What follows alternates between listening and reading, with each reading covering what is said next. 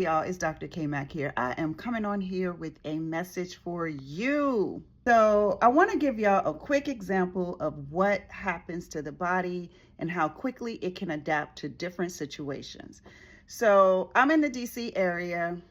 Last week and early this week, like let's say Monday, Tuesday, it has been freezing outside. I'm talking about in the morning, single digit temperatures, or maybe like if it's double digits, it was like 10, 11. Like it was freezing outside. Then this week, like let's say around Wednesday, the temperature started rising. I specifically remember going outside yesterday. It was like 40 something degrees. I was like, oh, it actually feels warm outside.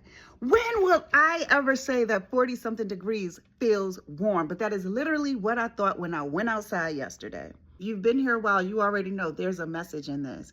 So we're going to relate this to our mental health. The body will adapt to whatever environment that is in.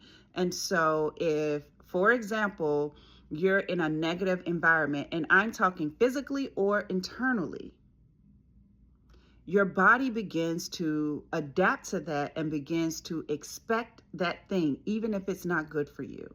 It doesn't mean your body won't give you warning signs that it's not good, but it also kind of adapts to it. So, for example, if I'm eating unhealthy foods, if I'm eating sugar all the time, if I'm not exercising, my body is going to start craving sugar.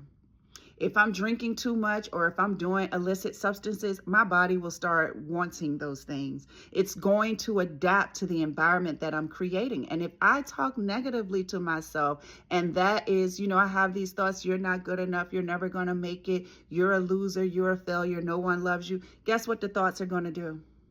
Guess what they're going to do, y'all? It's going to adapt. And then that is going to almost become like an automatic thought for you. The body, the mind will adapt to the environment that you have it in. The good part about all of this is you don't have to stay stuck.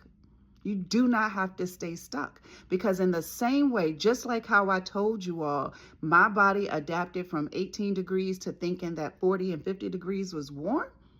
When you start making those changes, your body says, oh, we got a new way. Hold on now. I can do this. So if you start talking positively to yourself, it may take a while for them thoughts to become automatic again, but it can happen. If you start eating better, guess what happens? You stop thinking about that sugar as much. If you start going to the gym, guess what happens? That motivation to go to the gym, you have it again.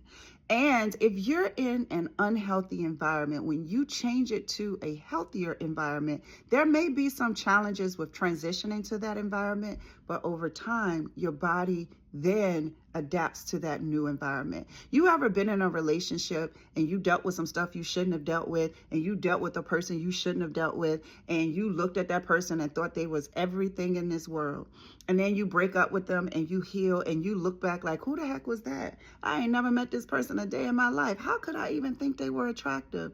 That's the body adapting. So that's the challenge for each of you today.